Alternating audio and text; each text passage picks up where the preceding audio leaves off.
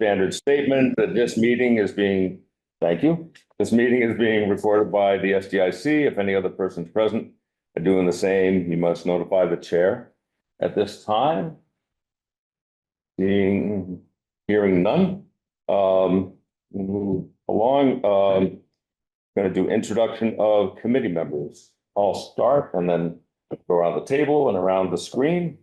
And my name is George Tolumpsis. I'm the planning board representative to this committee. I'm the vice chair of this committee, and at the behest of the chair, I facilitate the meetings. That's it this way. Mary Chicklin, I'm the chair of Sustainable Greenfield and a public member. Marie-Francoise Hack, public. John Garrett, I'm the city council representative. Nancy? Nancy? And then Donna? Nancy Hazard, at-large member. Thank you. Fiona Keen, public member. And quick note, I have to hop off at 5. It looks like we have quorum without me, so I will be off at 5. Thanks. And Amy, you're not representing this evening as far as you know.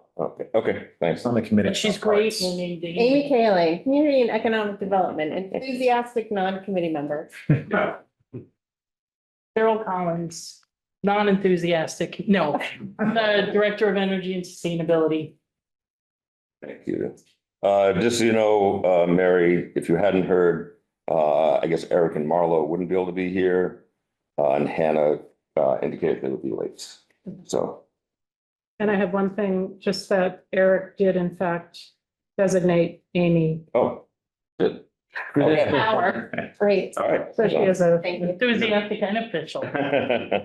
And can I ask, the youth representative, I knew that was in process, is that? Is it? are you Ah, Mike? Yes, I'm Mike Boudreau. Hi. Oh, I didn't know, Mike, you were in that context. Great. Yes. And have you Sorry. been sworn in? No, Okay. Okay, so, welcome, but Yes, you'll be an yes. official voting member the next time. Great. Representing the schools. So, absolutely. excellent. Thank you. Thanks for Yeah. coming. Thank you very much. Yeah, so the next order of business is approval of the July 25th meeting minutes. Is there a motion to approve? Moved. And there's a second. Second. Any discussion They look on great. those minutes? Thank you for taking it. Yeah. Hearing none. All committee members in favor of approving? Everybody, yes, unanimous. Great. And the next order of business is Greenfield School Committee Resolution on Climate Resilience and Sustainability Working Group. And we have 20 minutes for this item. So who's going to be presenting, and we can make some room up the table? Here. Okay. Certainly don't be in front. Just wanted to invite you up, because want to make sure that Mike is picking up presentation for folks who aren't here in the room. So we can make Yep. from here. If he could be a little. Oh, you're gonna, Will, you want to move over there? I'm happy to move and then come back. Yeah, absolutely. Give you this. Yeah, like I say, want to make sure. You want. I'll look at yours. Appreciate it. Yeah. Thanks for being here. Okay, thanks. Yeah, sure. It's like as with yourself first, let us introduce ourselves very quickly. Hi, everyone. My name is Stacy Sexton. I'm a member of the school committee, although I'm not here in an official capacity as we have not voted on this resolution in that committee yet. I'm Doug Selwyn. I'm a community member, retired teacher, and I'm Stella Verlander. I'm a student at Greenfield High School, and I do work on the Youth Climate Council for Governor Healy, as well as other climate-focused resilient committees and other capacities like this one. And you're starting a. Oh, and I'm also starting a environmental club at the Greenfield High School for the upcoming 2024-2025 year.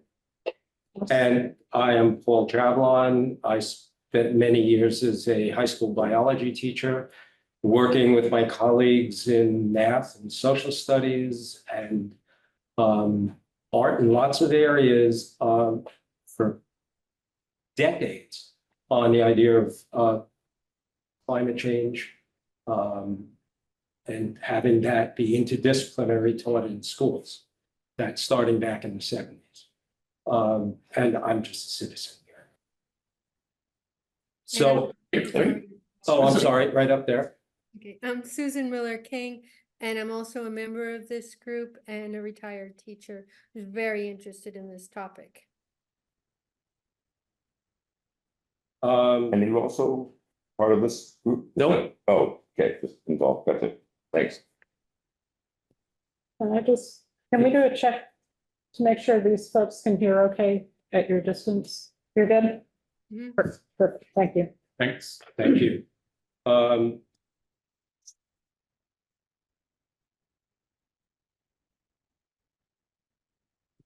We began our first, let me ask this question.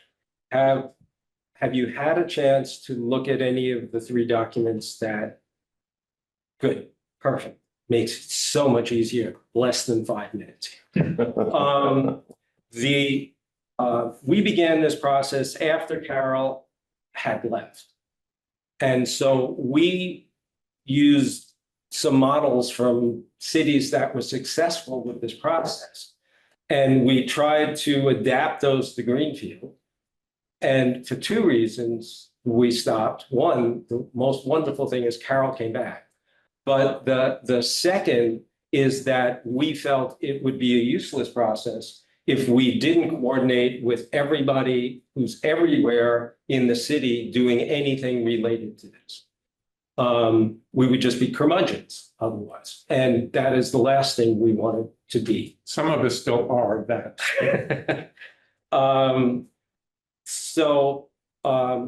What we would like to happen is exactly that. We created this document that you saw that tries to look at a vision for sustainability issues that relate to Greenfield School's physical plan, to its daily practices in the building and in transportation, and their K-12 curricula that's implemented in classrooms. And there's 2 parts to it, as you saw. We always said, well, here's the issue, and there's 7 of them listed. Thank God I don't have to go through them all. And Mike is probably. oh, I read through it. I got a copy of it and I read through everything before I came. So, but thank you. so much. And that once somebody says, what is it that we should be looking at in each of these areas, then we need to get a group together to say that, and that people agree to, and then we need somebody to make sure we stay on task.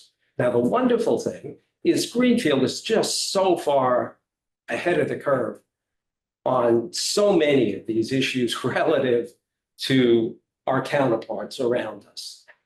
So what we came here for today is very straightforward. We would like your expertise in helping us understand which of these things has been addressed, who's addressing it, and how could we come up with a plan that the school committee could be happy with, that is a realistic plan, not pie in the sky, but something we really can do together. And that, and how do we do that? So I'm going to shut up. Anything else? I think that's. Well, 2 things. One is that this is actually happening around the country. There are other cities and districts that are looking at this. It's a movement that is broader than just Greenfield. But that we are most likely to be effective if we can really coordinate our resources to sort of make sure we are supporting each other, not getting in each other's way. But we were really recognizing that one of the things that we're pushing most hard for is for what the students are learning and experiencing, what the education they're getting is in line with what we really need to do, which is address climate change for us, but for them and for generations beyond. So part of being involved in this and getting the movement that this is being taught in schools, that also kids are working on this, is it's part of the educational process for them, so they can take that and live it out. So we think it's pretty important to be working on this in the most efficient way possible. I guess the last thing to say is, if some of you may know this already, but Doug and Jesus Leyva have been creating a coalition with other school districts here in the valley as well as across the state to look at funding for the schools. So we would see this as a continuation of that there are certain funding things that Greenfield can't ask by themselves. We're not big enough, we're not whatever. But if we're really creating this wider coalition, then we can apply for federal things that we couldn't by ourselves. Now, Is there nothing else from the group? Not at the moment. All right. Questions, comments from the committee? Carol? Well, first of all, I owe you guys a huge apology because it took me months to respond to Stacy's email, but I did send it today. And unfortunately, the more interested I am in something, the longer it takes me to respond because I want to dig in. But I don't know if any of you saw it. I did send you an email this afternoon or I'm sorry, Stacy, Paul. and I forwarded it to at least. Okay. We'll get it to. So I made as many copies as my poor little printer could handle, which is 7. Amy has one, so I don't know, I can hand out a couple to you guys and then we maybe can share. But this is the municipal net zero operations plan that FERCog completed for us right as I was leaving last fall. And it does list, as you mentioned, I've read through your formidable resolution, and a lot of those things, I hope you're happy to know, have been dealt with or are in process, or there's plans. There's a lot of great things in there that I think, oh, by the way, Mike, this is Mike's first meeting and I might get your title wrong, but you're the school facilities director. Yep, absolutely. So Right on. he's the best guy to be listening to this because you make it happen in the schools. Sounds like you're creating a lot of work for me. Yeah. No, it's all for next year. So, it's great that you're pulling together all this energy and, coming up with something, what do I want to say? Parameters and setting goals and, I do have a question though. Is this the same as the Climate Resilient School Coalition? It Okay. comes out of. Okay, Which is I think Mass Audubon is. right. Okay, that is mentioned. All right. So anyway, I would, happy you're here, and I'm hoping that with the information in the plan, we can, that can help inform where you're at and then identify the areas of most importance to continue with. And I would say I hope to work with you, which is true. It's very sincere, but the days are just too short. But I'm glad to meet you all. Thank you. Nancy? Yes, I am so thrilled, particularly, well, the whole thing, but particularly around the K-12 education. That's something that Greenfield has spoken with people at the school for many, many years to try to get some curriculum that has to do with climate solutions, et cetera. And so I'm just thrilled and love to. I'm not a teacher, so I don't have the expertise to do it, but happy to chat and I did have a few thoughts on a few specific or one specific item that you had listed, but that can wait till later. You don't want to say it now? Oh, well, I could if it seems appropriate. So yeah, in the list of things, it was number 6, which said increase plants, native ground cover, et cetera, I would like to see that revised to read something more like to reduce lawns and plant trees, shrubs, and native trees, shrubs, and herbaceous plants to enhance educational opportunities, biodiversity, and carbon sequestration. just a thought. Of an edit. Thank you. Yeah, well, And green. were some of Greenfield. those for us? Yep. Were you finished, Nancy? Well, I guess I just want to say it's Green and Greenfield, the Nature Committee or whatever would love to work with you if you want to talk more about that topic. It can be arranged. Thank you. Donna?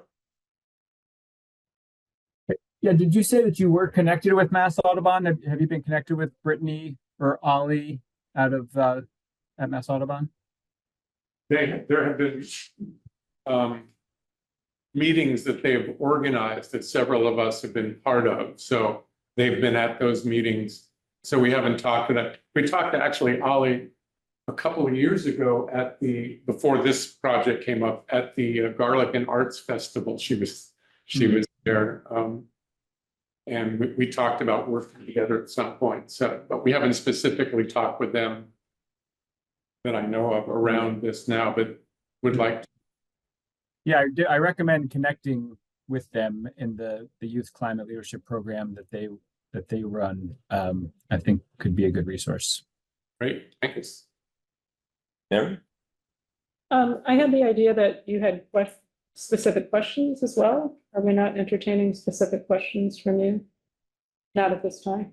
We have tried to be as general as possible in the sense of we have very specific questions that for each of those areas, who should we be working with in town? Specific names of people, groups of people. I mean, I'm starting to hear some of them already. So, and so for two reasons. One, that we become part of, when I say we, not us individually, but whatever this is that happens through the school committee becomes part of things. But secondly, also for the expertise of those people. We don't know a lot of the parameters to put in here. Honest, I made up the dates. I was wondering. Okay, I made up the dates. I saw dates in other people's proposals that I thought were stupidly named fast. Right. And I said, I don't want to put them out there too far, then everybody thinks they don't have anything to do in the meantime. But on the other hand, the ones that I saw in other people's proposals are like, you're nuts. That's not going to happen that fast. Yeah. But so we literally need to sit down with people who are doing this, who have done it, and give us the reasons and the parameters to put in there.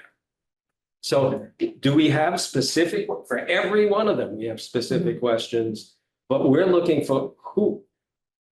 Is it you, the people on this committee that we should be constantly in contact asking who can help us with this?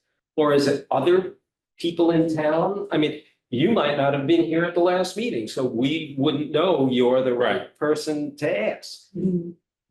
I think the other thing is we want to make sure that if things are already happening, we're not duplicating or contradicting things. But to say, how can we best use our energy to support what's going on and what we'd like to see happen? How can we gather? And Carol, if you don't have time to talk to us and we get it, are there people you can point us to or organizations? That's sort of. Well, that's actually why I gave you the plan, because most of this stuff is in here. Great. So that's, yeah, and you can definitely look on our webpage. It's not the beefiest, but it has a lot of information. Right. And for instance, when we looked at the energy plans for each building. Yeah. That tells us what's been done and a little bit of what you think should be done. But what are the specifics of what should be done? So we can know why it's not being done, most of the time money, but why is it not being done? But other times it's not. It's like, I don't know how long this building is going to be around. Therefore, what? We don't know that. I mean, the school committee people might know it a little bit, but we're not. And we want to make this proposal useful. How's that? Useful. And Hannah, if you could just introduce yourself first. Yes, I was going. We mentioned you were running late. Oh, thanks, guys. I'm Hannah Reckshoffen. I'm a member at large. I'm also the director of the Greenfield Business Association. So a lot of my interaction with climate and resiliency and sustainability is sort of through helping businesses in that realm as well. And so I have a million names that I could throw at you. So one thing I wanted to put out there, and I apologize, it was not at the last meeting and for coming late. I feel like I missed quite a lot. But if there's anything specific in the future that you feel a business could be helpful in, please always feel free to reach out to us. We're happy to connect. One name I wanted to mention, which may already have been, is Bram Morenas, who's starting up a group called Resilient Greenfield. He's on this. Great. I just met with him again today, and so just wanted to make sure of that. And then the other thing I wanted to say, because I'm always kind of beating the drum around semantics and branding. I think I'm starting to feel that more and more people are getting on board with the idea that resiliency, especially, is really a point of pride for Greenfield. And I find that the language of that, in encouraging things to happen and encouraging people to pay attention, green is in our name. And I think in a conversation with the new superintendent the other day, she mentioned a desire to kind of bring back the Greenfield School's pride in being the green wave nation. And it just, for me, it brings up this really beautiful feeling of what would it be to have all of this truly embedded in our identity when we talk about it. So I just wanted to kind of put that out there because I've been saying that to everyone. And I'm starting to sort of hear it back from people. So I think the importance can't be overstated. So would just encourage you to talk about it that way as well. If that makes sense. Guess I want to say one other thing, which is we tend to think about schools as if they are their own separate, unique, independent entity, rather than being a fundamental part of a community. Yes. And so the idea of having the schools and the community working together on this and having the resources of the community come to the school, but also the resources of the school interact with the community just makes, I think it makes us a stronger community. I was just going to make a comment. I was so excited, and it's not that it's a bad thing. I was so excited when I heard you had a school representative and I expected a student. And then it's. I was a student once. No, I'm glad you're here. And we have the same issue. I'm on the board of the Friends. And I've been trying to convince them for the last 2 years that we need students on the board of the Friends. We did have a student for a while. And so agreeing with that, because if we don't, schools are unfortunately passive places too often. And responding to what both of you are saying, if we can have them be active places where they're part of solving this, then they're going to grow up and some of them are going to stay here and be sitting there. But if we don't do this as an active activity for them, and again, we have to work with the school district who's busy doing all their stuff, just like Carol is busy doing all of their stuff, to try to get them to look at this and try to be active people. To give you an idea what I mean by active is working with a third grade teacher in Brooklyn Academy, and her students were upset about the lunchroom and food being served there. This was in the 90s. And I said to her, okay, so how can we make this your curriculum? What are you talking about? I said, this is science, this is math, this is social studies.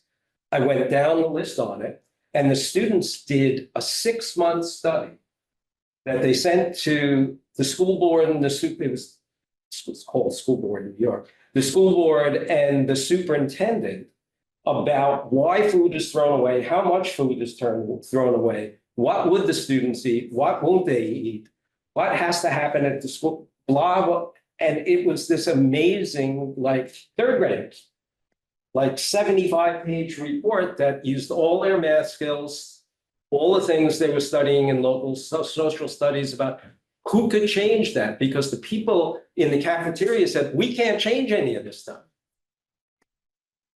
So that's what I mean by a school curriculum, where you're not adding something on, you're just using this as the medium to teach the things, to give the skills. You may be about to answer it, well, you know, so I don't know yet. So, you know, we can talk about curriculum. I don't think that that's the purview of this moment necessarily, but I am curious of all of the initiatives that you know that are happening, all the different people and organizations that are doing this work. Are students involved with any of that you're aware of currently? Like, is that existing anywhere that we don't know about yet? You said you're starting an environmental club? So yes, so for the upcoming year, we haven't had an environmental club going on for a long time. So That's where we got our last student representative. yeah. But that was a few Wait, years ago. Yeah, so I don't think it's, I don't think it's. I think There it was, died there when was for years. I'm sure the pandemic probably. What student was it? Jacob.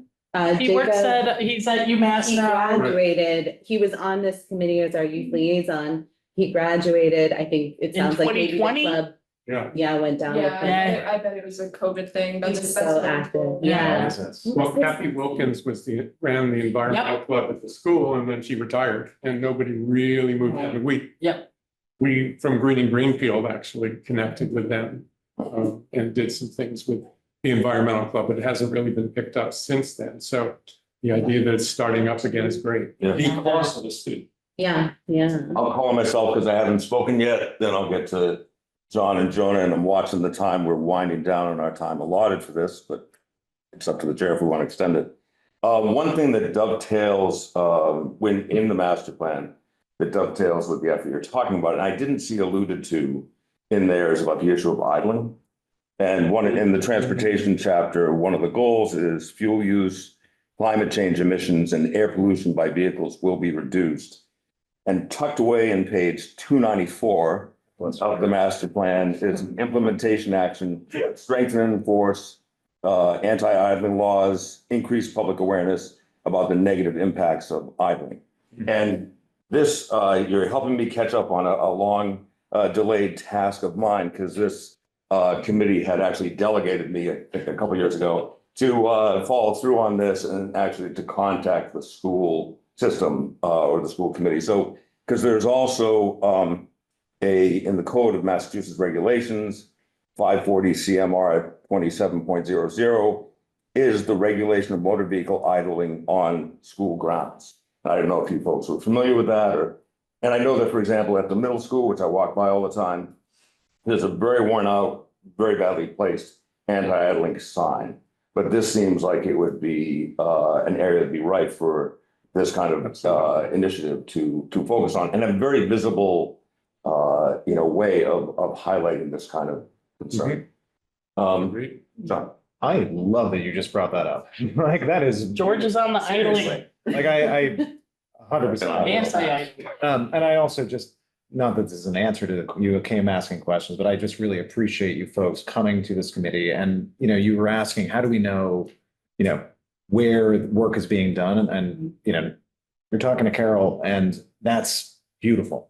So the more we can be on the same page, the better. And just thank you all for doing this work. Having the community and students and school committee involved and showing up is fabulous. So thank you. I do want to, as a teacher, I'm like, ooh, they're talking about curriculum. And so I know Stacey just mentioned we're not here to talk about curriculum, but I am curious if you've thought about, there's a civics project requirement for graduation. And has the district considered making that a climate change oriented project? Because, you can have district determined measures, maybe every high school student before they graduate. The way the state law is written, so this is one of the things I do in one of my classes. I have this project. So no student has to do a civics project before they graduate. They have to do it in middle school to get out of 8th grade in a civics class, but it has to be offered to them at some point. So if there's a home for a civics project related for high school students to environmental kind of climate change issues, that could be a great home for it. And then the other question I have for folks is, I saw in, I think it was your first agenda item or first bullet, connecting the members of the community, and Hannah may be able to speak to this, businesses, and that kind of thing. Is there already a work study program in the Greenfield Public Schools? Can students go like noon to 2 and go work somewhere? I don't, if that already exists, maybe we could graft on, some again. I'm pretty sure there's oh, sorry, please say. So there's not necessarily a work study group. Okay. There is a thing that we have called School to Career, where students are allowed to go to their already like part-time job Okay. and work during school hours. That's, So I'm wondering if maybe that could be yeah, moved to something more where it's students are working in businesses kind of for the civics project. Yeah. And the new superintendent has talked about that as one of her goals. awesome, awesome. That's Jonah? Oh, sorry. Yeah, just to answer the question about other places where students are involved with this type of work, the youth climate program that Mass Audubon leads statewide does exactly this kind of work. They have climate summits where teams from each school come together, they make action plans working on projects like this, like reducing food waste or whatever the specific, they pick a project or two, and they go back to their school and implement them over the year with support from the rest of the team. So I just would really encourage you to explore that. Thank you. As a last thought, I want to recommend a book to everyone that so resonates with this topic called Fire Weather by John Balin. Some people are nodding, it seems, read it. Yep. And it is just remarkable how it ties a particular event in with the broader issue of climate change. And it talks about back in the late 1800s, this was identified. In the mid-50s, there was testimony before Congress about this exactly predicting what's happening. And it's just a wonderful book. And it also, I'm so glad about youth getting involved in this, because it's shameful what we as, older generations have allowed to happen to the planet and not taking action sooner. So it's great. And I just think this is a fantastic initiative you guys are doing together. Last comments, or we should wrap up? Okay, thank you so much. Thank you. for Thank you for your time. doing this. Thank you very much. I'm going to applaud you just as it feels good.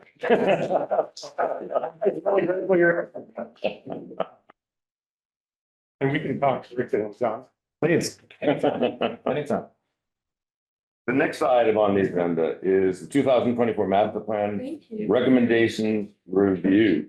Oh, And yeah. we're striving to finish up with the land use chapter and then plan ahead to the next natural, cultural, and historical resource chapter. You want to frame this, man? Yeah, I'll just kick this off by saying that several people did submit comments on the spreadsheet, the shared sheet, and I've incorporated those as best as I can. So I think a good approach would be to just see if anyone else at the table has comments on the last several items. So we're starting at land use 4.4 and land use 5. And then I want to make sure we leave enough time to talk about a new strategy for approaching the other chapter's recommendations. So like 5 minutes. Can I just ask you, say people have proposed, they're not incorporated in what we were handed out, or are they available to the rest of the committee? Are these the ones you emailed me about, Mary? Those are on the next chapter, so those aren't Yeah. relevant to today. So were we gonna put this on the screen so we can see the comments, so the committee can weigh in on the comments people made? I believe that they're all already incorporated in there. So it would be, it's just minor things, minor wording things. There were no new recommendations. Oh, okay. Okay. Yeah. Thank you. So as an example, on 4.4, the third action item, John suggested adding education. So instead of just providing incentives, provide education and incentives. It was those kinds of changes. So we're not larger, Got it. additions or subtractions of items. So that's not on here. The education isn't on here, but you're Right, in this printout. correct. Okay. You want me to share my screen? Sure. Do people want to finish going through these line by line as we have? Has anybody not had a chance and really want to look at them line by line, or do we feel like we're ready to move on to the next? I'm happy to hear any other changes that were suggested like that, that are, as you say, relatively minor. Yep, so let's see. Looking for the one that Francois recommended. Oh, on 5.3, the second recommendation, advocate for the Massachusetts or Mass DPU to support community-owned, and I added as well as neighborhood scale solar projects, because that's not currently something that's possible. So Francois just suggested adding neighborhood scale. John? I just, a question with the phrase neighborhood scale. I've heard, I think in the context of climate resilience for like hurricanes in the Caribbean, about having disconnected solar panel grids. Is that what you mean by neighborhood scale? Like, so you'd have a house where the solar panel doesn't feed into the grid itself, but it goes to like a house battery. Is that what you mean? Or you just mean like neighborhoods with solar panels on the roof? Francois? What was your comment? Sorry. Right. What I meant was, can there be solar panels in a property that are, and the electricity is shared with not just that house, but its neighbors? Okay, so that is that idea, basically having it, so it doesn't go into the grid directly, it goes within a neighborhood. Can we do that? Not now, it's not allowed. Right. Carol, do you know? I'm sorry, I was thinking of something else. I'm not familiar with what I heard so far. I read somewhere that it's not, it's illegal. I mean, it's Right. not allowed. You know, somebody puts solar on their property, it just goes to their Yep. house, and you can't, even though they have a big one and I'm right next to them and I can't put solar on mine, I would love to be able to help pay and then get the electricity. Well, you actually can do that. Ah, Within the same utility, it's a financial arrangement Mhm. where if you produce, You would put it back to the power company, though. You couldn't have a line going to well, the they neighbor. deal with it. Right. I think Nancy does it, right? Don't you have you get the excess solar from Claire and John? Yeah, you can, how it works is, you're right, it's a thing that happens on your bill. But it can only happen with one person. It's called an allocation. Oh, the what, man? Nancy? Allocation. Allocate, thank you. And I believe there's a cap on it. You can't just build it. I forget, but you can only go. Is it 105% of your needs? There's a lot of rules and there's a lot of things that are underfoot to change those. And I'm kind of waiting for the dust to settle because it's too much and it's too complicated. It's also probably the Department of Public Utilities and not the city. That can It's the make that. state, actually. It's the state. Yep. With DPU, I imagine. They just made a lot of changes related to municipal aggregation, but I'm not sure how much they can change where the lines are. So would there be a way to reword that proposal? It sounds like it's shared solar, but it's not neighborhood. It's not amongst the neighborhood, which would be misleading. yes, I don't really understand. I would have to, I would have to study it more to understand, because, Well, couldn't community owned cover that then? yeah, yes.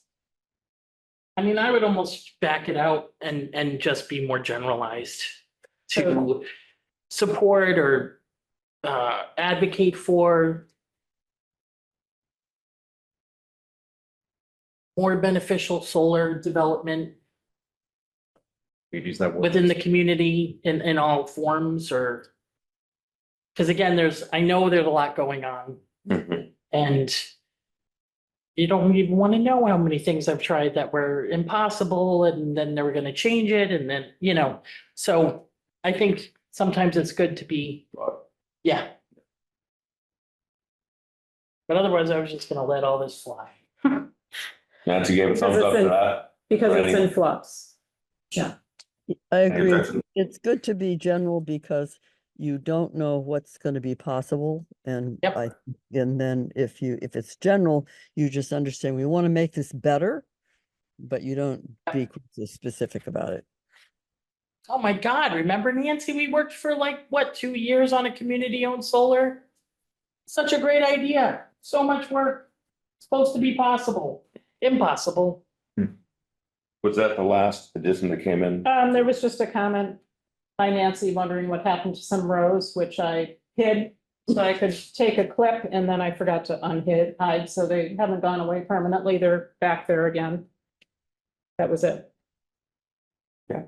Are there any new observations or recommendations anyone have? I twist my arm, George. Yes, sure. 4.4, the last implementation action. I would just love to be added to that. I have lots of ideas and information and really love to see that take off. Not that that will change anything.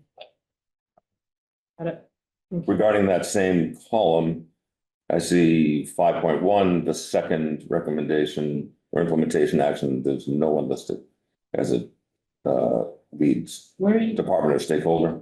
Look for opportunities to install. I'm sorry. Here.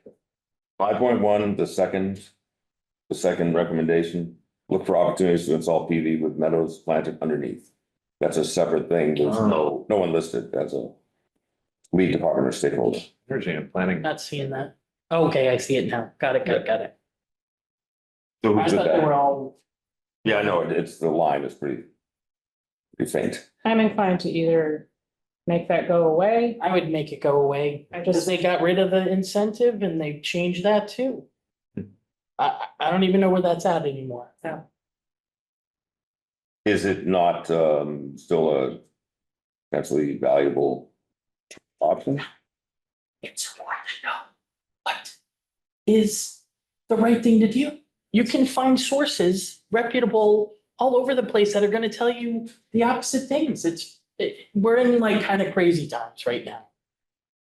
And you're nodding, so Well, what I'm nodding at is that there are different folks who have different interests who will tell you that, planting meadows or planting some sort of crops under the solar panels is just the way to go. And other folks absolutely adamant about not allowing any solar on farmland. So I feel like this is a recommendation that doesn't have very much to support it. So you're suggesting just eliminating it? yeah, just. Any objection to that? Nancy has her hand up. Is that about this, Nancy? I think it's just been up. I don't think that this line item has anything to do with PV on ag land. I think it's just talking about if people install PV, it would be great to have pollinator meadows underneath them. And I agree that the incentive to do that is gone away. That is accurate. But there's also conflicting reports on the results of having PV with meadows underneath. That I haven't read through all of them, but again, is this really where we wanna, whatever. That's why I'm just, It is there you maybe go. too specific, maybe. Yeah, okay. You object, Nancy, to eliminating that line? I will not object. Oh, okay, no, I just wanted to understand. Okay. John, you have it. I have no problem getting rid of the line, and it's mostly just not wanting to see farm fields turn into solar fields. That's really a concern I have. Nancy, did you have your hand up? Your electronic hand is up. Did you have something else you want to add? No? Okay, thank you. Carol, you have your hand? Oh, it's just me, it's who I am, but I would just say that whether or not it's on this paper or in this. Yeah. Whatever the result is, if it's a good thing, we're gonna work for it, because I'm compelled to do that at my own demise. And we are compelled under the charter to be this group, to try to implement this plan for good or, as well as we can with the information we have today, right? Which, as you say, it's rapidly changing. Mhm. There's information that conflicts. Living document. We're just doing the best we can. Are there any other comments on this section, this last section of the land use chapter recommendation?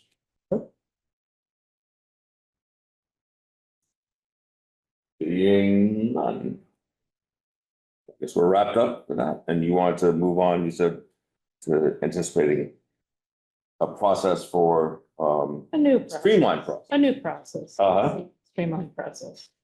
So as you probably remember, the Conway School updated 2 chapters for us, the land use chapter, which yay, we finally made it through those recommendations. So thank you for everybody, sticking with it. And also the natural, historical, and cultural resources chapter, which is the recommendations are a bit less.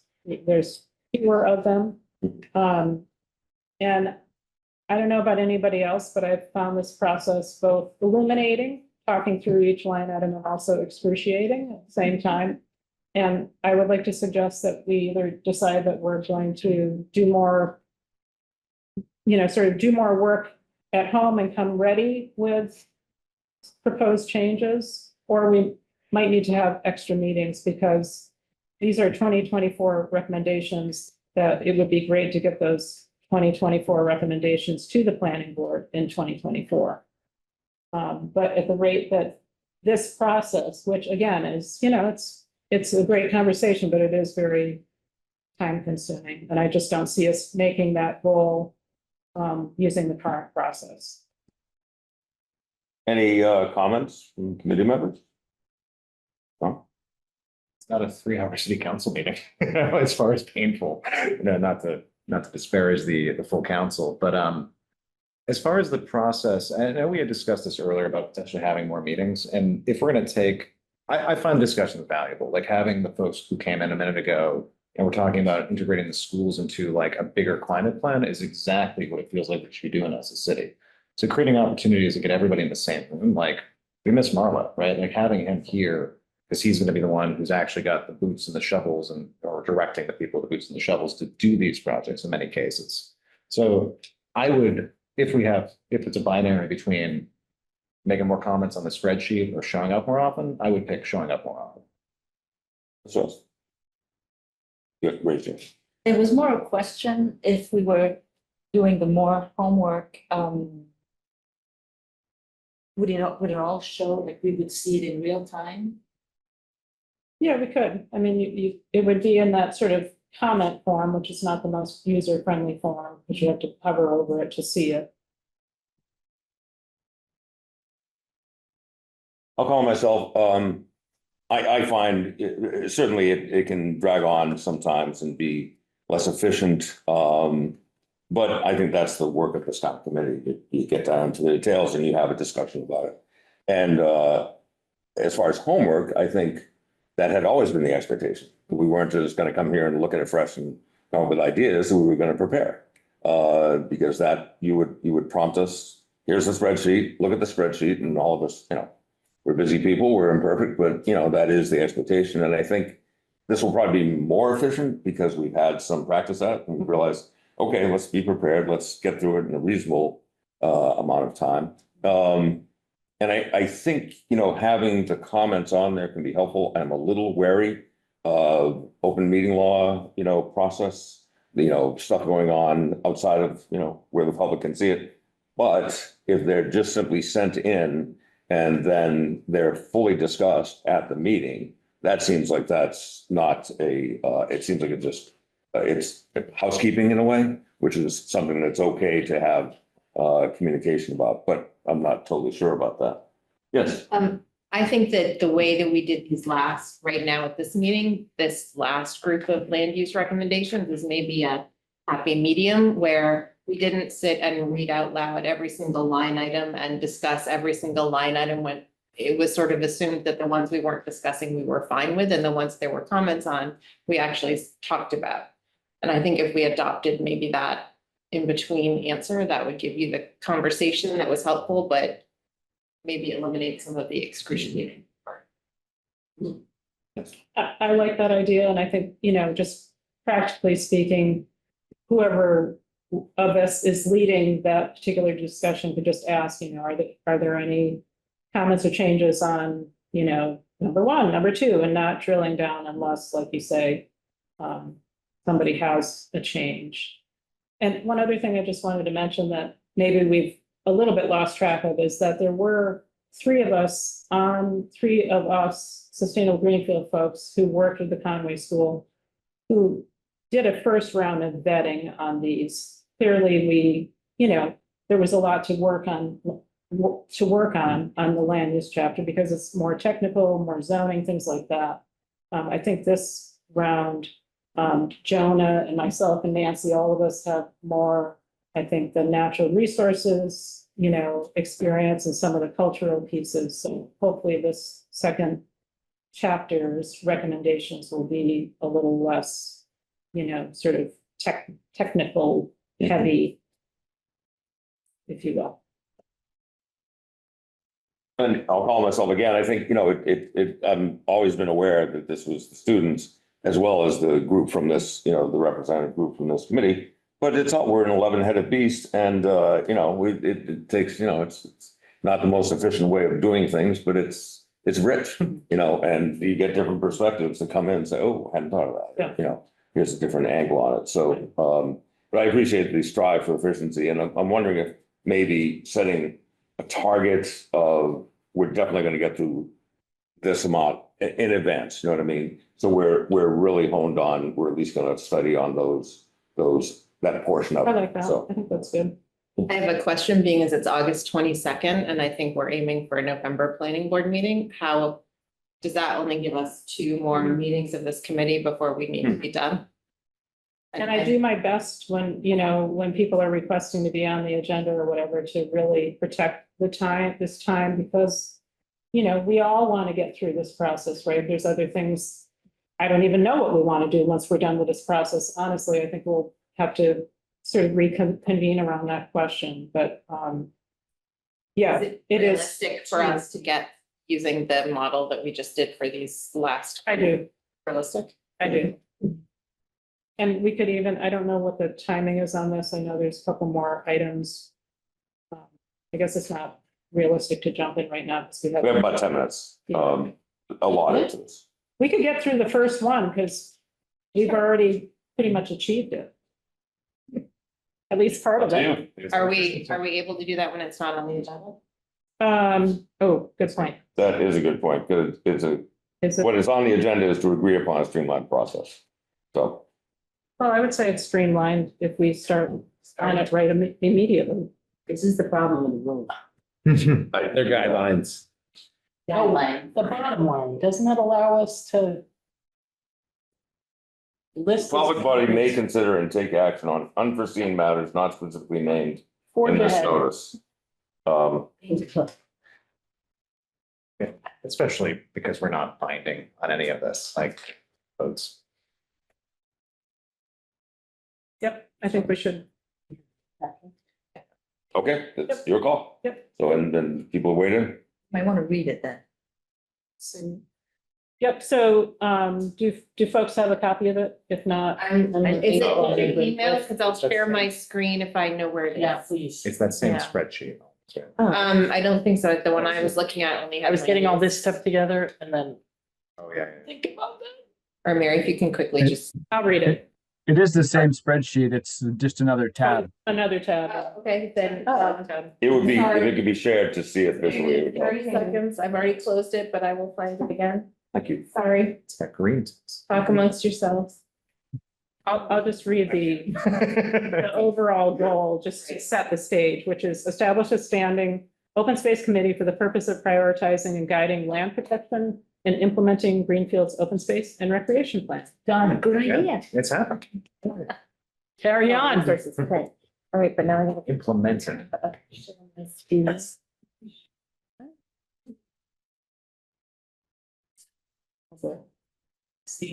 There we go. Can you see that, Idling. Nancy or Jonah? Don't Great. stop. Yep. Okay.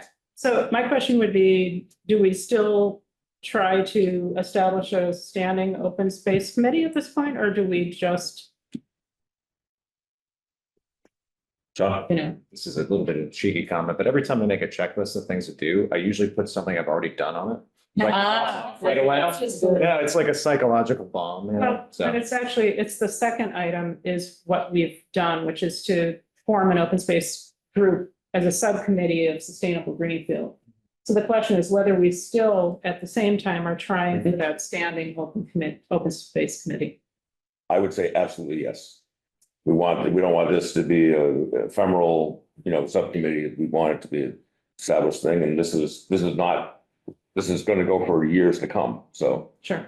that would be my suggestion. Why not? You know, I agree. Okay.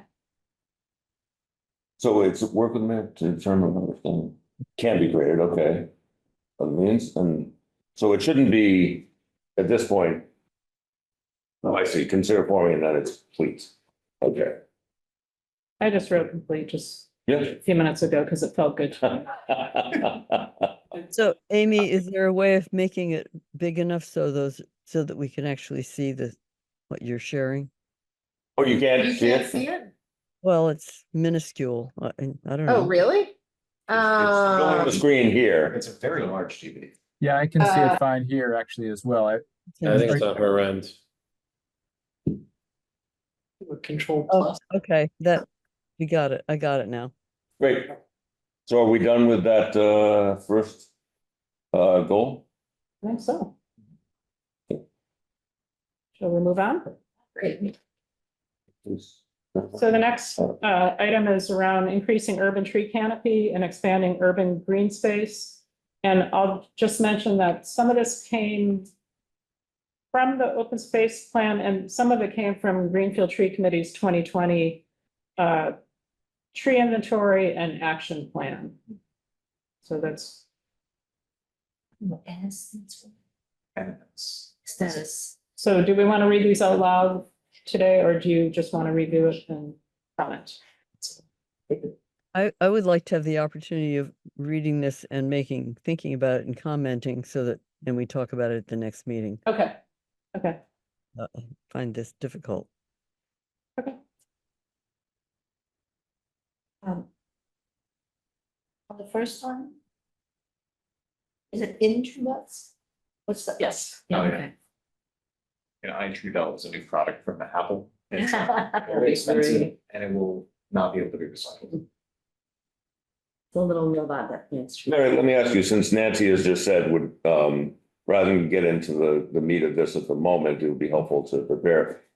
Can we just, at least in the 5 minutes we have for this item, can we just scroll through to see what the scope is of what we're talking about, to see maybe what we could look at for next time? Excellent. I'll scroll and you tell me when to stop. So the first one was mostly around trees. Well, actually, both are mostly around trees in goal number 2. Want me to keep going up? Yeah. Next direction. Next one zooms out to, the wider ecosystem. And some of this we'll start to be working on in the open space task force.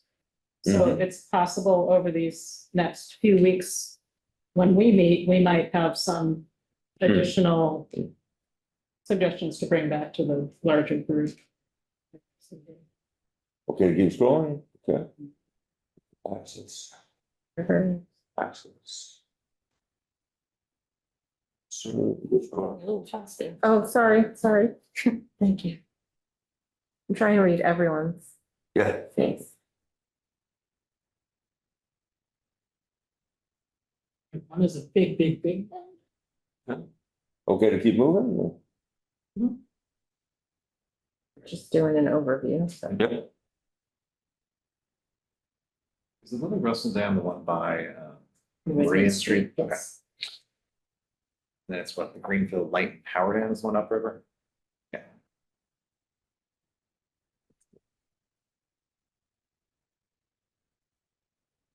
I have to hop off, folks. Thanks. See you next time. Take care, Donna.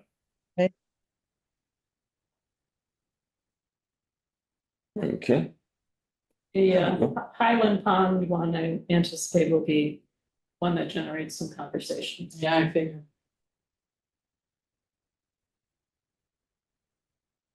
Okay, so this is all still on the natural resources Yep. component, okay? Well, that's new. Yeah, that's a lot. Well, we were sort of natural resource heavy in the makeup, so I think that's Mhm. good enough. I didn't actually realize we were a right to farm community until I just read that. Okay, so we keep going. Wow. And now we're moving into the culture, after the 6.3 and 6.4, we're moving to the cultural piece. Should we, and how much more is there beyond that? So that's. I'm gonna scroll fast, just so Great. we can see how much. Nobody Great. panic. No, thanks. Yes, that's it. That's Not bad. Very short. And that's culture as well? Yeah. Environmental and Historical Commission, okay. No implementation. Where's the, Okay. so that looks like historic, It is historic and cultural. culture is.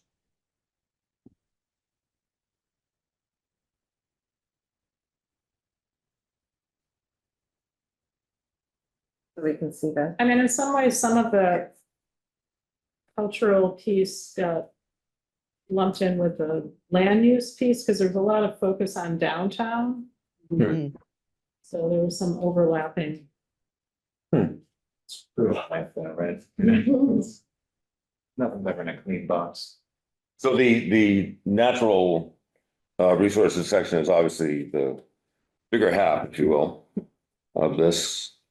Yes. Do we want to, at the moment, come up with a goal or just? Did we decide if we're doing multiple meetings or just gonna do the two between? Can't hear you. I'm sorry. Are we doing, we haven't discussed further if we're gonna do multiple meetings, or no, I'm sorry, Amy's idea where we make comments and then kind of expeditedly go through it is what we're going with. Well, I think based on what George was concerned about commenting Yeah.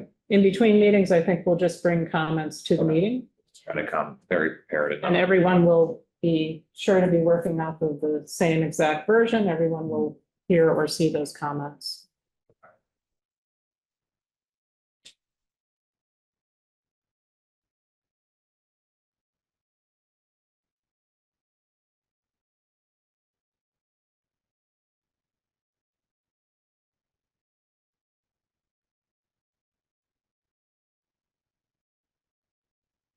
I'm just seeing in the current plan that there are several goals specifically related to cultural life.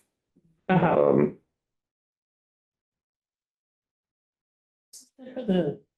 Is it GLCC?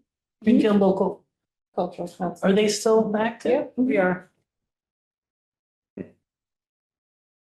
So yeah, let's set a goal for this coming meeting. And then it may be that we want to pull in some of those recommendations from the previous plan, is what I'm hearing, right? Sure. Well, I just want to review that. Yeah, I was me too. struck that this was natural historic. I wasn't seeing the Yeah. cultural focus. Uh-huh. Okay, so let's see. What's about halfway? There's, You want to just estimate that and send it out to us? I can, yeah, that would be just as easy. I'll do that. Okay, we'll move on, okay? The next item is proposal from Greenfield. About co-sponsoring a workshop on new money for home energy upgrades / decarbonization. Nancy, I believe you're the presenter on this. Yes, I have a few things to say. So Greenfield would like to hold plans to hold a workshop in probably mid October. And we'd like SGIC to co-sponsor it. So the purpose of the workshop is it's for homeowners. And there's a lot of more money on the table than there used to be. There's a lot of new money.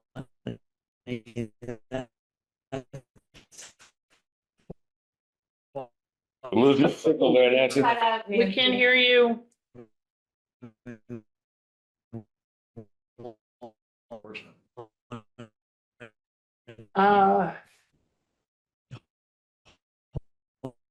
Nancy, you're gonna have to, Log back in? Or shut off your camera. Oh, yeah, shut up the camera. you're frozen, Nancy, you're gonna have to back up with what you're saying.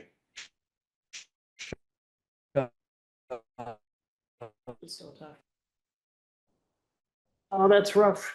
You have the ability to kick her off. Oh, no. I feel like- It's It's like getting the gong. No, oh, she picked herself up, Okay. or something went wrong with the.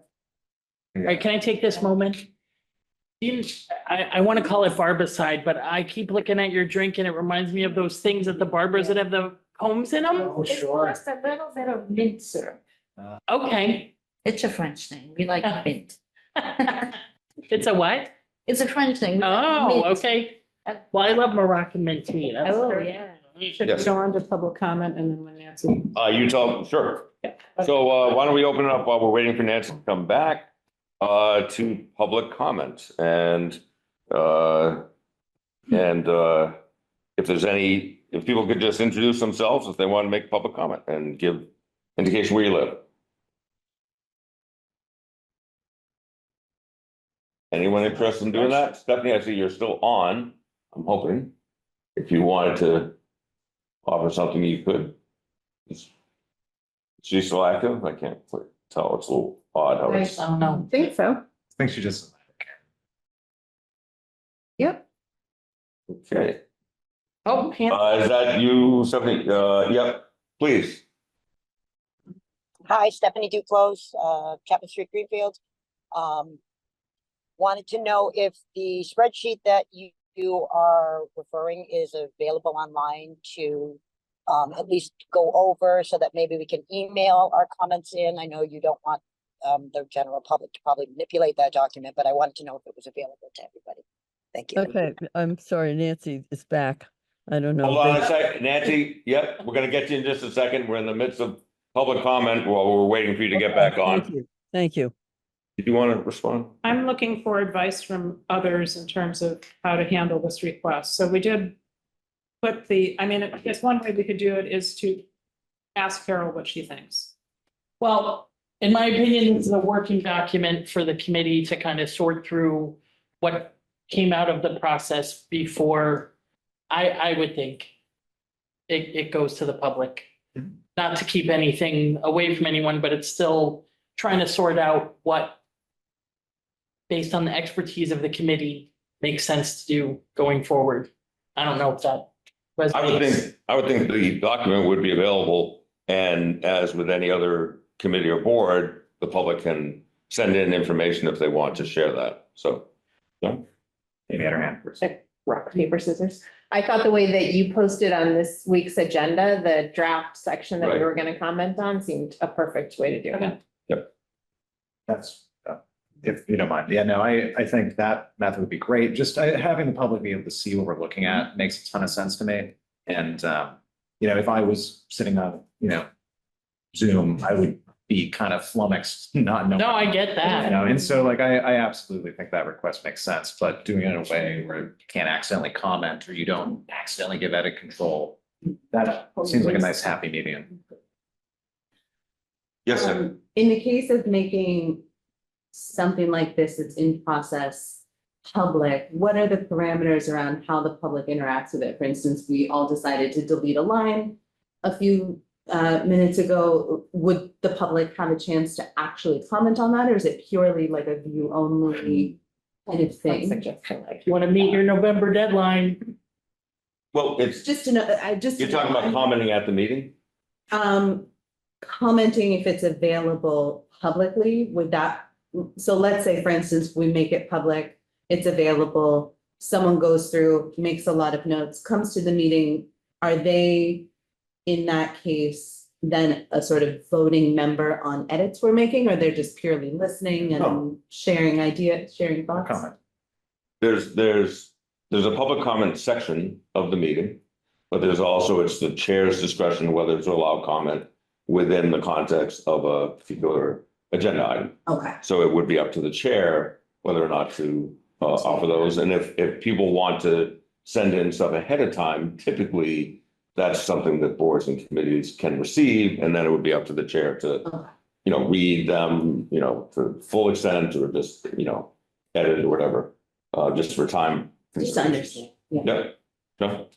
If we're going, just considering this as far as any feedback from the public, it might make sense to put a comment earlier into the agenda so we can be informed of what folks are saying about whatever they've seen ahead of time before we have a discussion about deleting a line or not. So does that make sense? I like that. And also, as I said, the chair has discretion and. Right, of course. Sometimes it's been to allow it within the mix And again, because speed. we wouldn't know a line was gonna be eliminated Right, until you were in the middle of discussion, so. It's okay. Yeah, and so I'll do what I did last time in terms of including the section we're going to be working on in the agenda, and I'll ask Eric to post the agenda quite early, so hopefully within the next week or so. We can always make changes to the agenda if need be, but at least it's out there for the public to look at. Stephanie, I hope that's a helpful response and didn't know if you had anything else you wanted to say? Thank you. Yes, that was helpful. Sometimes on these Zooms, I feel like I can't see the screen very well, so it's definitely helpful to be able to speak informed on a subject or maybe contribute some, some ideas, or, possible barriers that might be encountered. But you can't really speak to it if you can't really see what the general goals are. So, I appreciate your effort and your work, and I'm glad that there'll be something available to the public, at least, or, whoever wants to maybe contribute, via email to various board members. Thank you. Appreciate your thoughtful guidance. Thanks. Nancy, hopefully we can hear what you have to say now. You didn't Yes, last long, so. I'm turning my video off so that hopefully that will work better. Great. So the workshop idea is to cover a lot of the updates, or the money is available for people to improve their homes and reduce their climate impact. So there's the Mass Save updates, the Inflation Reduction Act money, the ARA money, and then there's this new money that's from a new housing bill, the Massachusetts Climate Bank, which is called the Energy Saver Home Loan Program. And we've been talking with Allison Gage at FERCog to learn more about that. And it's really exciting. So our idea is to present that information in a big brush of forms to invite vendors to come. So people who actually offer these services, so people can meet those people. They can sign, for example, having community action there so that people can actually sign up right there to get involved in that type of thing. And there's going to be some other like CET, Center for Ecotechnology, is going to be playing a much bigger role in the future. So having those kinds of people, having heating contractors available so people can meet them and try to remove the barriers of sort of the unknown, if you will. So that's our dream of what we would like to do. And we would love to have SGIC as a co-sponsor. And I'm also working on getting FERCog as being a co-sponsor, but I don't have their response yet. Are there any questions? Can you just give the parameters if you hadn't already, of date and time and location? Those things have not been set, other than saying we would like to do this in mid-October. Ms. Voss? And what does being a sponsor entail, Nancy? One of the things that we would love, but in addition to just the recognition that SGIC sees this as an important thing, which it is huge.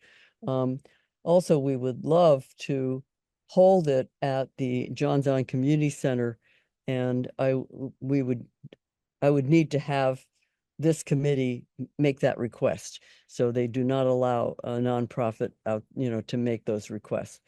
And yeah, those two things and if there's any additional outreach that you guys, I'm unclear about how much email lists and outreach the SGIC actually has, but whatever we have and whatever has been used in the past, that would be great.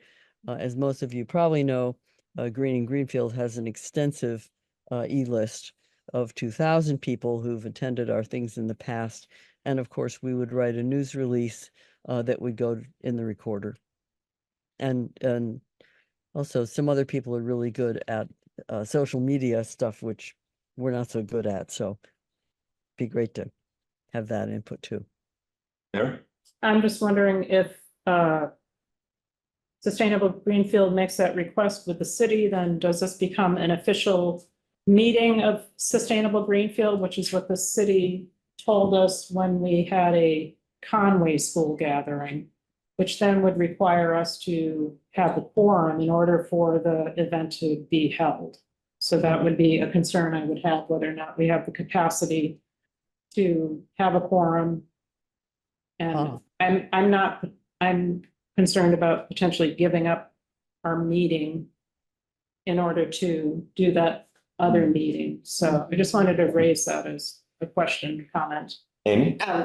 I don't know the answer to that, but if the answer to that is yes, then I would suggest reaching out to Community and Economic Development, because we would, I think, sponsor the meeting as well, and we're working with Community Action on housing rehab this year through CDBG specifically, so that people can take advantage of these opportunities through that program too. So we could request the meeting and have no danger of there being a quorum issue. And then we could still be a co-sponsor, but we wouldn't have to have a quorum present. Other thoughts, questions, comments? From committee members? Stephanie, I don't know if your hand is up requesting to comment on this or it's just up from before. No, I haven't been able to take it down. I'm so Okay. sorry. I've had that happen too. Thanks. Well, I'll call myself. I just want to say I do have a strong bias for whenever there's something presented to a committee or board that we have something in writing at a time. Because I heard the things you said, Nancy, it all sounds good. I couldn't see any reason I would object, but it always comforts me to have something in writing ahead of time so I can be more informed and not just making a decision on the fly. So just wanted to throw that out there for future reference. Mary? And I believe there's still time for us to do that, particularly if we are going to be a co-sponsor, but we don't need to make that meeting room request, which would have to happen sooner than our next meeting. So we could get something in writing from Greenfield for our next meeting and vote on it then. And then that would still work with the timing. Well, I don't know as far as when, the event wouldn't happen until mid-October, Right.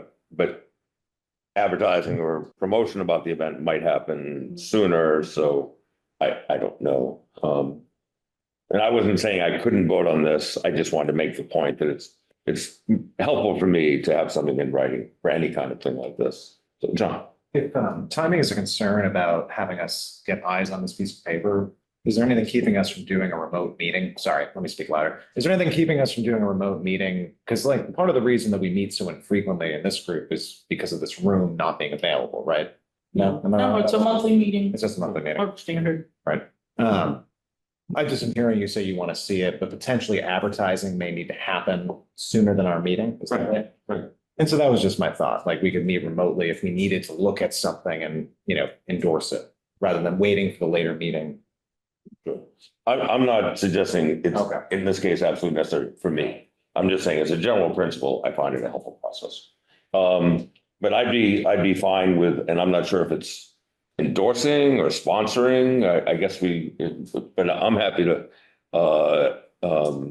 to support that. I also would be interested in any, since we'd be in that role, any public announcement of this be run by the chair for their input on behalf of the committee prior to it being released.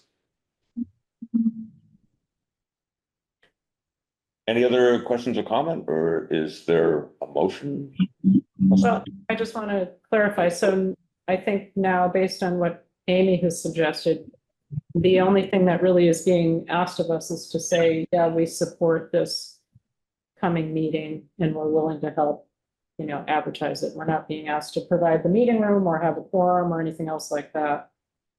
Is that how everyone else understands? As long as Nancy and Greenfield don't mind it being co-sponsored by Community and Economic Development. Can you respond to that, Nancy? Did you hear that question? Yeah, I did. Amy, what does that mean in terms of your perspective? Honestly, I'm just making it possible for you to reserve the room without worrying about there having to be a forum for sustainable Greenfield. And my department, I'm sure, would be curious to come, and as I said, we're working with community action, so it feels like it dovetails. But if it feels odd to you to list us, you won't hurt my feelings. It's okay. Thank you. That's helpful and sounds like a very generous and helpful offer. Thank you. And I'd love to talk with you more about it so that Sure. we're in sync. Yes. Yes, I was just wondering, I assume October is so that community action will be taking applications for the winter. And are they already committed to participating? No, that's one of the issues for me is that I wanted to get clear about who would be working with us before I went out to try to get all the vendors lined up. So it is possible that we'll think, oh, okay, maybe we really can't do this by the middle of October. Maybe it has to be the middle of November. So the date is very loose still. So that's kind of where we're at. We've been working with FERCog and wanted to be sure that the new Massachusetts Climate Bank information would be available. And as I understand it was only fairly recently posted. There's another meeting. Well, I guess I'll just say that. So yes, it's a bit hasty, if you will, in trying to move this forward, but. Are you logged into the historical one now? Stephanie, your mic is on. Mary? Yeah, I was just gonna say, it seems like since there's so much up in the air and it seems like maybe, more of a November timeframe is more realistic. Can we get a more complete picture of it for our next meeting? I feel a little uncomfortable hearing, that there's still other information yet to emerge. I don't think there'd be anything we would object to, but on the other hand, it still doesn't seem maybe we're just not ready to vote, but rather just to say in principle, we're willing to support this and give us more information at the next meeting.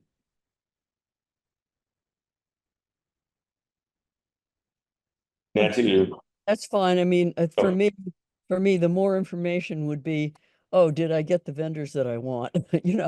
That sort of level of, so I would be going out there and anyway, moving forward with trying to do the organizing that's involved in order to make this all happen. Okay. And with Sounds your, and I appreciate that. And sure, I'm happy to bring you up to date on where we're at in the process at the next meeting. Thanks, Nancy. All right, just watching the time and knowing there's another committee about to descend upon this room. Announcements related to sustainability. Are there any? The next meeting is September 26th, in this room, starting at 4 o'clock. Yes, you have. I just have one thing that I wanted to share. I cannot remember when we had this conversation, but it was this committee. We had a conversation at one point about like accessing the river and attention to the river and so on.